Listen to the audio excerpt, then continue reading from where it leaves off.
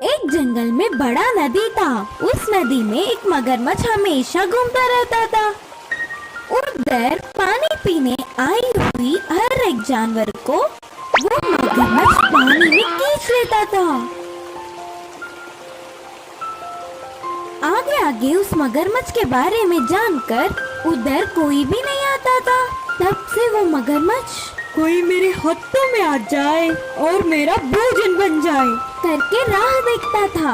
एक दिन ये सब ना जानते हुए एक हिरन नदी के पास आकर धीरे से पानी पीने लगी। दूर से ही हिरन को देख मगरमच्छ उसे किसी भी तरह खाने का निर्णय करके पानी में जाकर धीरे से हिरन के पास आकर एकदम से उसके पैर को जकड़ लिया।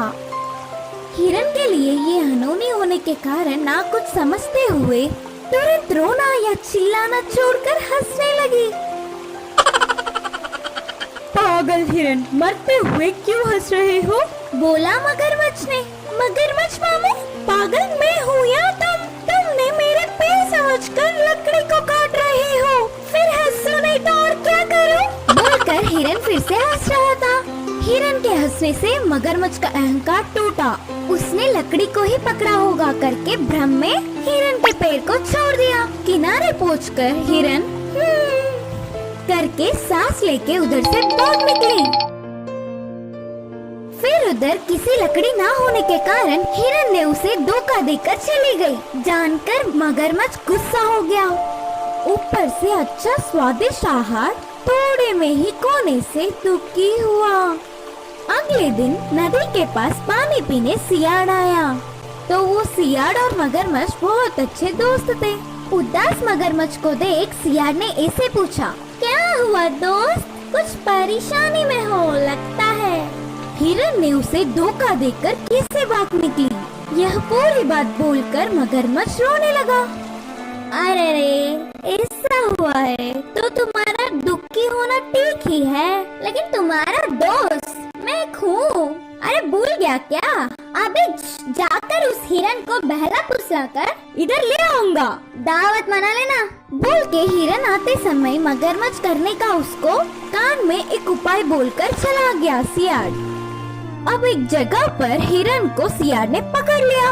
हिरन मित्र, किसी चीज के लिए ढूंढ रहे हो लगता है। अच्छा, हरा घास बहुत खा चुका, ऊपर से गर्मी के मौसम से प्यास सह नहीं पा रही हूँ। कहीं तो पानी का पूल दिखेगा करके ढूंढ रही हूँ। बड़े अच्छे हो तुम, हमारे पास में ही एक अच्छा नदी है ना। नाना, उस नदी में मगरमच्छ है। अच्छा सच? तो वो कल की बात है, अब वो मर गया। मैं सुबह ही नदी के पास गया, वह किनारे पड़ा था मर के। देखा और आराम से पानी पिया। तुम्हारा कहना मान नहीं पा रही हूँ, तो फिर चलो तुम्हारी आंखों से स्वयं तुम ही देख लो, तब पानी पी लेना। बोल के हिरन को उसके साथ ले गया सियाड़। हिरन ने दूर से देखा, सच में मगरमच्छ मरा पड़ा दिखा। दूसरी बार निर्धारित करने के लिए थोड़ी पास गई, उसमें हलचल ही नहीं था। फिर भी संदेह नहीं गया। हिरन ने उसकी बुद्धि का उपयोग कर कहा, अगर मगरमच्छ मरता तो उसके मुंह से उफ उफ करके आवाज निकलती है ना। हिरन को मनवाने के लिए मगरमच्छ उफ उफ उफ उफ उफ करके आवाज निकलने लगा। तुरंत हिरन दूर भाग के कहा कि रोको तुम्हारा नाटक, मरने वाला कोई भी जानवर आवाज करता है क्या? मेरे बातों को दूसरी बार मान गया। इस मगरमच्छ की नादानता को देख सच में हंसी आ रही है। इस बार भी मेरी बुद्धि से किसी भी तरह बच गई। अब से मुझे बहुत सतर्क रहना चाहिए। बोल के तुरंत उधर से भाग निकली। इससे मगरमच्छ सियाड़ एक दूसरों को ही देखते रह गए।